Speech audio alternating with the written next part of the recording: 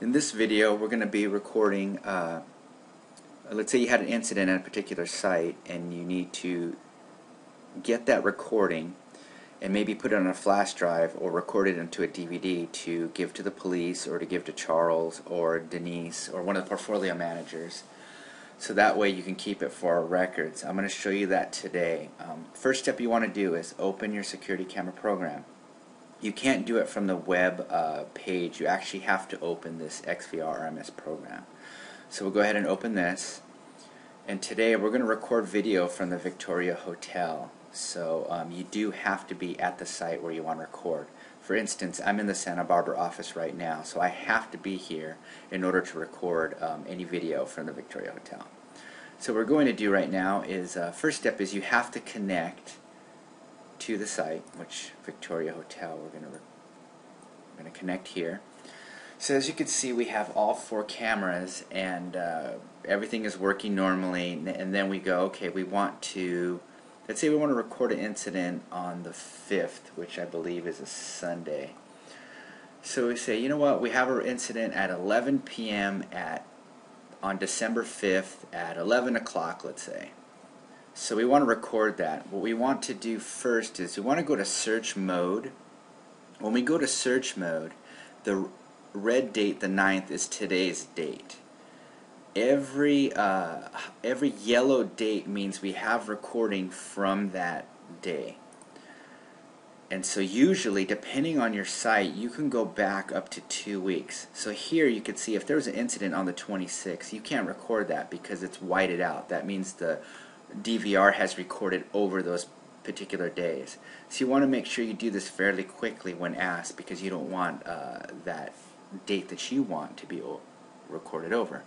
So let's go back to December 5th, and the date up here is 2010-11. You know, it's kind of backwards. It should be 11 and then 2010, but that's just the way that this particular software is run.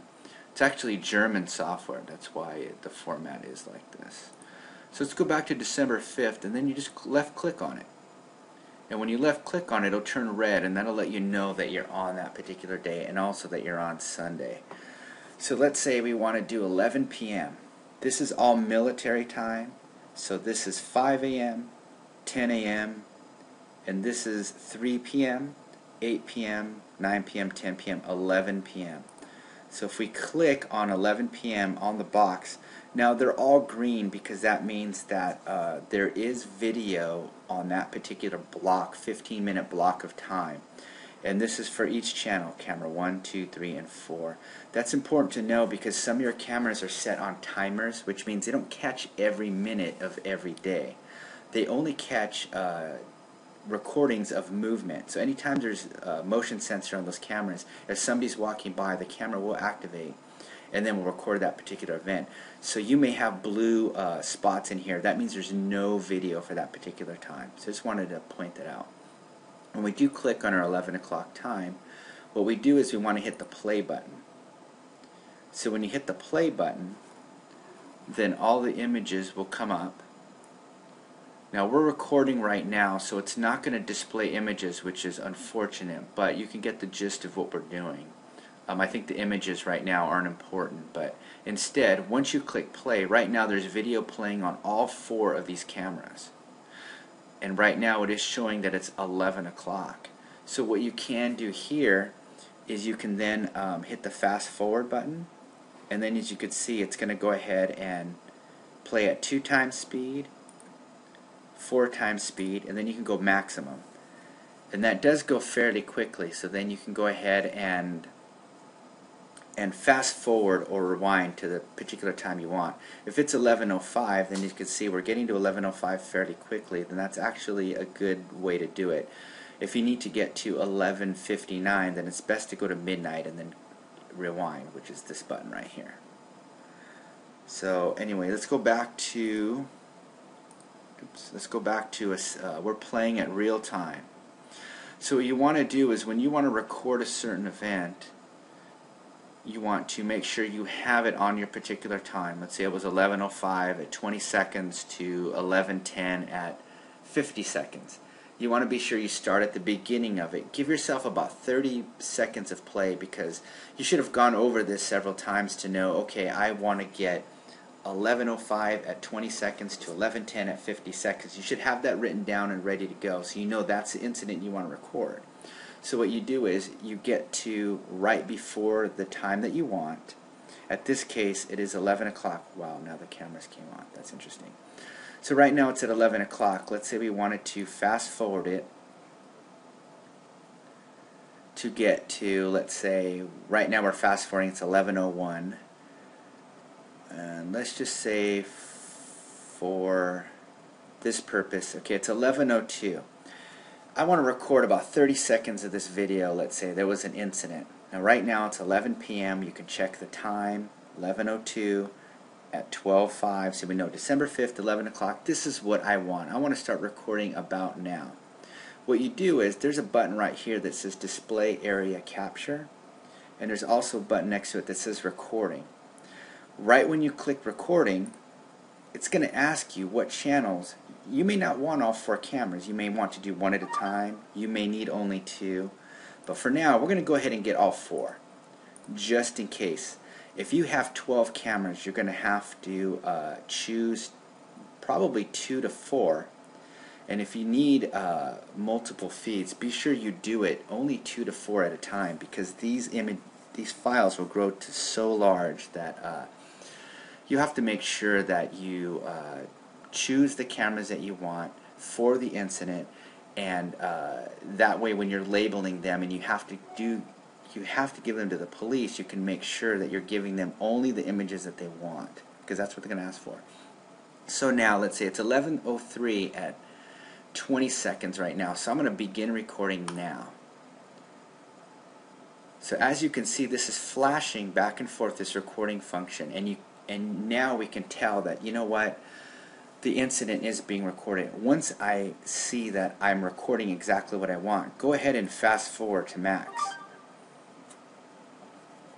Because then you don't have to sit here for, let's say you're recording 50 minutes of video, you don't have to sit here for 50 minutes just watching recorded video. You can fast forward. That'll shorten the time that you have to record. When you get to the incident, the end of the incident, for now I'm only going to do, right now we're about 3 minutes of recording. That's kind of a lot of time. I'm going to go ahead and slow this down to 1 time. That way we're in real time right now. And then once I do that, I'll get to the end of the incident, and I can, since I have it written down, I know exactly how far to go and when to slow down. So then right now I'm going to go ahead and click on recording again. That means I stopped recording. I'm still viewing, but now that this is not flashing, I know that I stopped recording. Once I'm done with that, I'll go ahead and hit stop. I can go ahead and close this. Or if you do have more videos to do, you can then fast forward to get your 2nd, 3rd, and 4th incidents times if you need to, or however many you have. Once you're done, you go ahead and click cancel, OK. So now I'm out of the program. Where did these files go? That's the other question, and we're going to go over that right now, because there's a specific place where all of these files are located. Go ahead and double click on my computer, and then you double click on the C drive. You want to go to your program files, and again, if this goes pretty quickly, I am running through this pretty quick, go ahead and rewind it, and then you can go over this again. So now what we want to look for is the XRMS file. So for now, I'm going to look on program files, C, here I'll go over that one more time, C drive, program files, scroll down to XRMS, and then we can find the capture videos.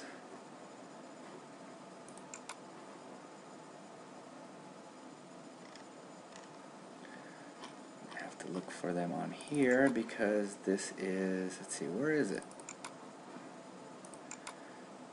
Okay, this is making a liar out of me.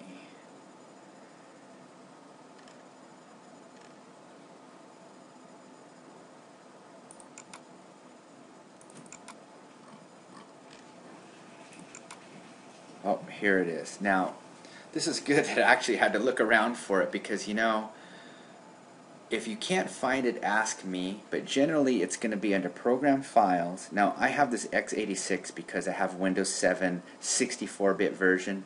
None of you out there have that, so you know, generally it's either going to be in just plain Program Files or here, Security Camera.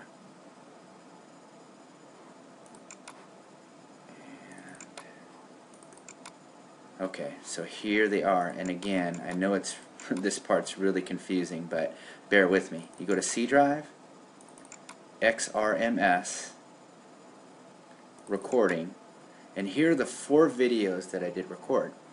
As you can tell, they're about 8 megabytes each. They're not that huge, which is great. When you do find the video, the one thing you do want to do is you want to rename the videos almost immediately.